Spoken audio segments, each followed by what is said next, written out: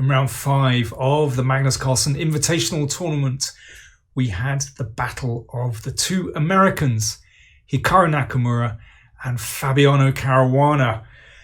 Well, they traded wins, they made a couple of draws, so it was 2-2 after the 4 rapid games. And I'm going to take you through the Armageddon game, which decided the match. Don't forget to like, comment, share and subscribe, and do consider supporting us on PayPal or patreon.com. Check out the links down there or up there, wherever they are. So here we go, the Armageddon game. Well, these two have quite a rivalry, and Nakamura on pretty good form in this tournament. He is a rapid play specialist and an online specialist too. You know, he grew up playing online. That's really, I think, where he gained his most experience. And online chess is so different from normal over-the-board chess. However, Fabiano not playing too badly in this tournament either.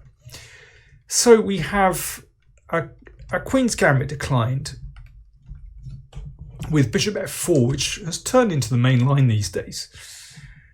And here, well, in this very match, Fabiano had tried c5 earlier and actually won a good game with that.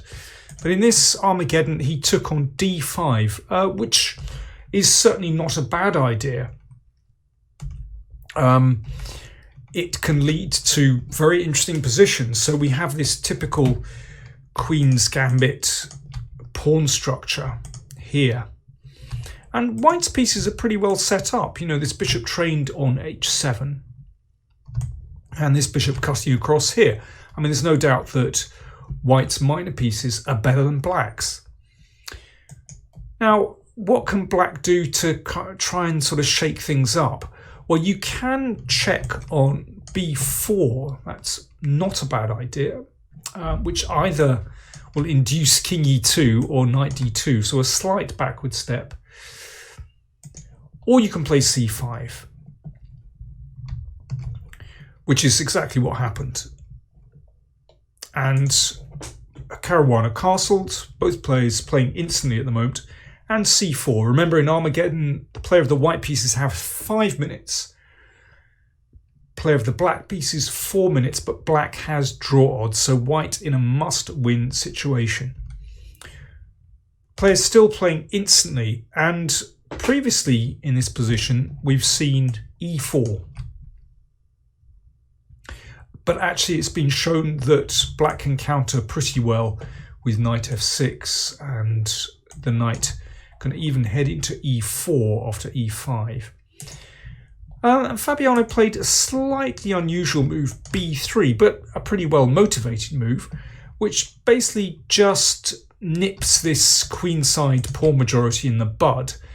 And now, I mean, black has a huge choice. You know, white might be wanting to hit out with a4. This h7 pawn is still a little bit vulnerable. Black has to watch out for that. e4 is still a possibility. So I think it's just a more comfortable position for white to play than black, but black is still fine. Hikaru played a5 pretty quickly, and this is a really interesting idea. Now it looks as though, you know, black is just getting the queenside majority going, but actually there's more to it than that. Caruana took. Now, if pawn takes, that would leave white with these two huge centre pawns. They could roll down the board. So b pawn takes c4 is very sensible. And that's a nice protected passed pawn. Of course, it's going nowhere at the moment, but could have some effect later on. Rook b1. Okay, nice move, taking control of the b file. And here we see the idea behind a5, really interesting. So it's simply to support that bishop on b4, blocking the b file. And the bishop is not badly placed at all, controlling some important squares here. So yeah, very, very interesting idea from Hikaru. Pawn to h3, again very steady from Fabiano. And rook a6, so another idea behind a5. This rook can't come into play on the b file,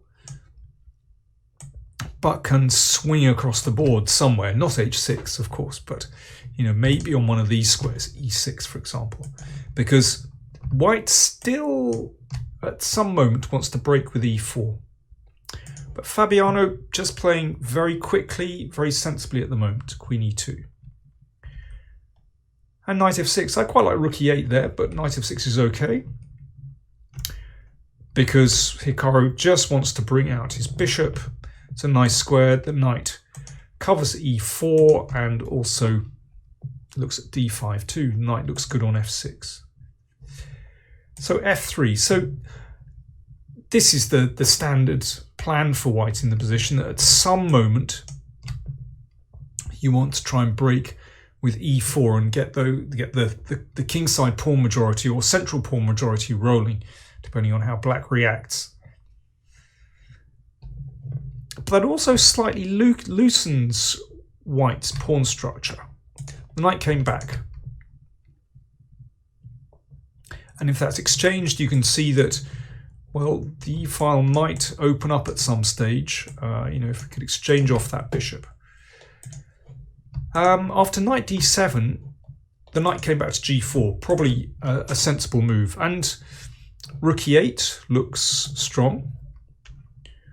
Rook fd1, so that's about protecting this pawn in case we might want to break with e4. And Hikaru makes, I think, a very pragmatic decision for a blitz game. He simply exchanges off that knight on g4 and puts the bishop back on d6. So he's guaranteed to exchange off that bishop. And having exchanged those bishops, then that means that the e3 pawn is potentially weak, or basically white at some moment is going to have to commit to e4, which of course is a destabilizing move. It could be very, very strong, but it destabilizes, for example, the d4 pawn. But there's more going on in the position. Rook b7. So that rook, of course, could be very strong on the 7th rank. And don't forget that bishop trained on the h7 pawn. We haven't had any tactics yet, but you never know when some tactic might arise where that is vulnerable. And here, well, rook b6, exchanging off that rook, might be a prudent move, but knight f8 also looks good to protect that pawn, and well, it just kind of removes the knight. Queen f2 stepping out of the e-file, but also you can see that this lends more protection to the d4 pawn and prepares the move e4. And here again, rook b6 to exchange off that rook looks reasonable, but Hikaru played a very odd move, rook f6. Now this is all about trying to prevent white from playing e4, because in this case pawns would be exchanged, and of course white wants to exchange with recapture with the pawn, but then the queen would be attacked. So that's the point of rook f6, but of course it's really vulnerable on f6, vulnerable to a g5 push. Not only that, Fabiano was able with rook db1 to claim the b file, and that is really dangerous. And queen d6 from black, and now g5 pushes that rook out of the way. And now e4. So basically over the last couple of moves, Caruana's position has improved. He's really achieved something. He's controlling the b file with those powerful double rooks, and also he's got his lovely central pawns rolling down the board. And this is not easy for black to control. You know, the basic idea is e5, f4, f5, and it's just a steamroller of pawns. Queen f4 is probably the best move, but even that runs into, well, this pawn sacrifice. I mean, this is extremely dangerous. And just keep going. In combination with that rook on b7, this does look really very dangerous for black. But Hikaru played queen a3. Well, that's, again, one of those kind of blitz moves, which looks really scary for white. Because the queen, yeah, looks at that pawn. You never know, it might cut across somewhere here at some moment, hitting that bishop. Yeah, it's a tricky move. It's probably not a good move, though. e5 is very strong. The rook came back to e7. And very sensibly, of course, Fabiano didn't exchange, but just brought the rook back, keeping control, and at the same time attacking the pawn on d5. Very nice. Now, it's possible to defend that pawn, but, you know, that steamroller of pawns, that pawn trio, looks very dangerous. But Hikaru was in a gambling mood. He played queen c3. And again, this is, it's a typical blitz move. It creates complications. Yes, it gives up the d5 pawn, but he's banking on that knight. In combination with the queen looking at that bishop, the knight suddenly looking at some key squares in white's position. He's banking on the fact that it's getting really tricky now. Fabiano played bishop a4.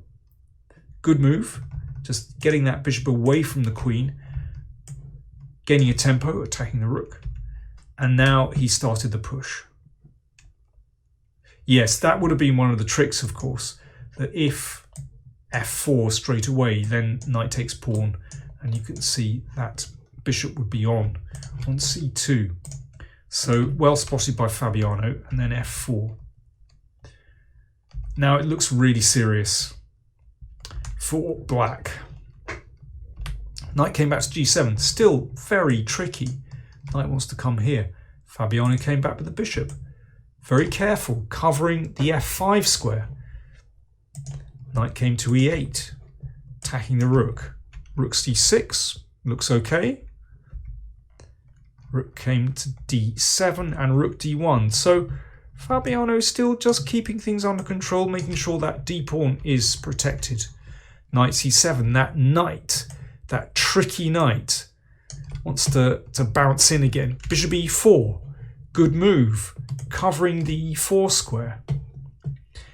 And here there's a particular tactic which comes into play, which, well, I'm sure that the players had noticed at some moment.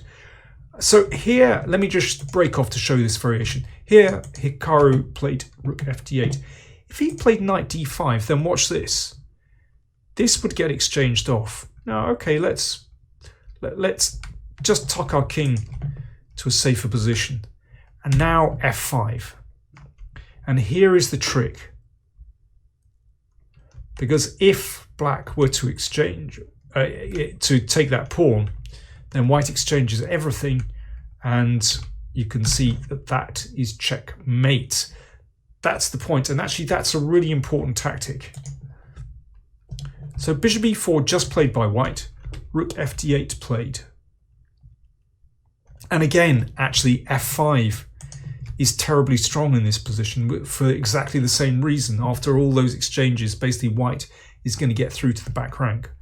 But queen f3 is, again, a typical blitz move. It's very pragmatic.